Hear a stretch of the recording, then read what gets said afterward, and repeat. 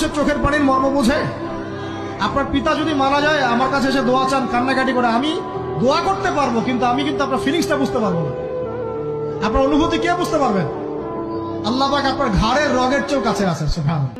মানুষের দুর্ব্যবহারে কষ্ট পাবেন না।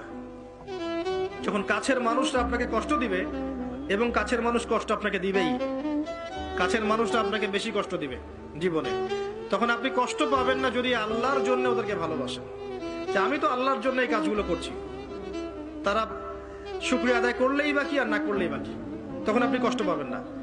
দুইজন ব্যক্তি যারা আল্লাহর জন্য পরস্পরকে মহব্বত করে, এই দুইজন মানুষকে আল্লাহ পাক আরশের ছায়া ছায়া দিবেন। পারা যাবে ইনশাআল্লাহ। হতাশ হব না আমরা ইনশাআল্লাহ। একবার, খালি একবার যদি তওবা করে ফিরে আসি, আল্লাহ পাক দুনিয়াও দিবে ইনশাআল্লাহ, আখিরাতও দিবে ইনশাআল্লাহ।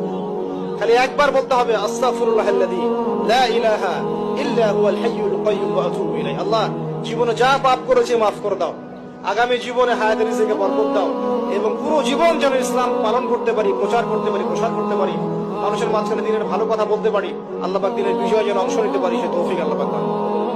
জেনে রেখো, যেটা তুমি পাওয়া এটা তুমি কোনোদিন হারাবা না। যেটা তোমার হওয়ার কথা ছিল ওটা তুমি কোনোদিন মিস করবা না। আর যেটা তুমি পাওয়ার কথা না, গোটা বিশ্বের সব শক্তিকে হাতের মুঠোয় আনলেও সেটার দেখা তুমি পাবে না।